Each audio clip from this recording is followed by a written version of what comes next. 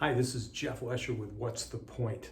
And I am recording this on July 14th, which some of you know is Bastille Day, which is a watershed moment in French history when the revolution resulted in a new democracy, and a democracy that the United States of America is somewhat patterned on. So it's breaking open the prison specifically, but entering into an era of more autonomy and agency and just flat out freedom. And I think that that's an apt metaphor for where we find ourselves. We are locked, quite literally in some cases, in confining spaces because of the world around us and the world of the pandemic in particular.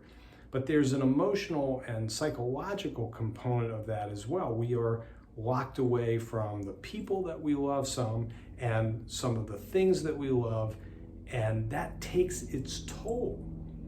And we need to reverse the polarity on that and find a way to responsibly have our own Bastille Day, our breakout, our return to some sense of control that allows us to feel better. And if you want to extend it into work, which this is ostensibly about, this video series, then you certainly can be better and can only be better if you have energy that you're drawing from a variety of experiences and having your batteries recharged and so forth.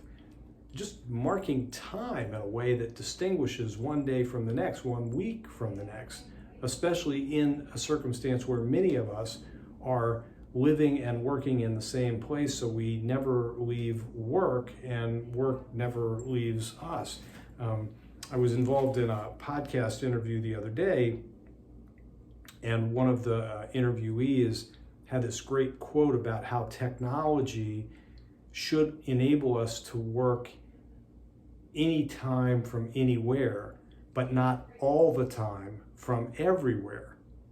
So part of the opportunity to mark time is to make sure that you're not falling into that second category. As we surveyed thousands of people who have been working from home since March, most of them reported that they are continuing to be as productive as they were before or somewhat more. And what we don't know from that is that a result of them working more hours versus merely being more productive?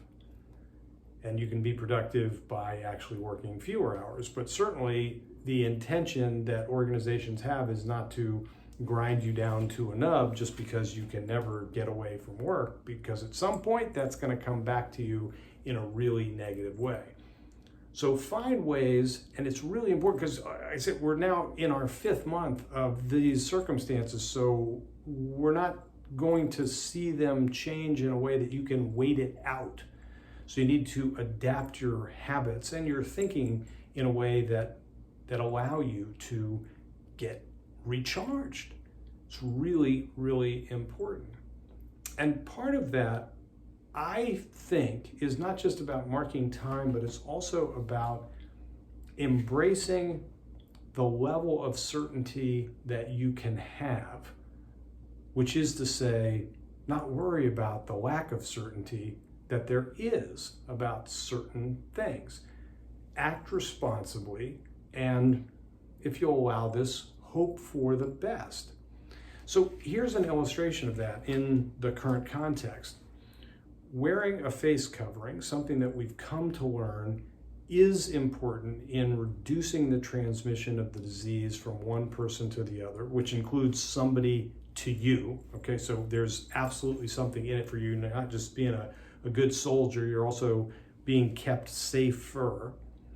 That doing so is an act of social unity and good sense. Social distancing is another. We remain familiar with the need to wash our hands thoroughly and regularly. And if we do all of those things, then we're reducing the possibility, if not the likelihood, of our getting sick. And then we just have to live our life to the fullest degree we can within that frame. We've done what we can do. We've created more certainty, and we're letting the uncertainty go. If you take that into the work context, similar logic can apply, which is we don't know what the third fiscal quarter is going to be like. We don't know what the impact on our business may include. We can only control what we can control, and we need to focus our attention on that, not blind to what's happening around us, but not obsessing about what's happening around us either.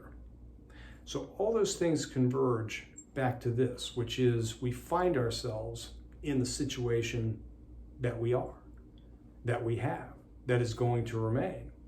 And we need to accept that, number one, so that number two, we can deal with it in a way that allows us to gain as much control, agency over the circumstances in which we find ourselves as we can.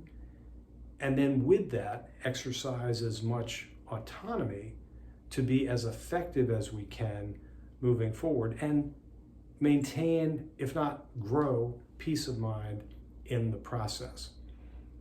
It's simple, but not easy, as many things are, and really something to encourage.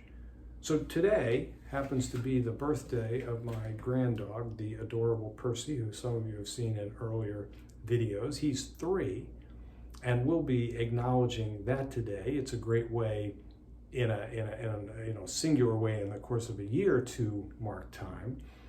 And come Friday, we will have a specialty cocktail mixed by me, which is another way that we mark time and celebrate and enjoy and change it up.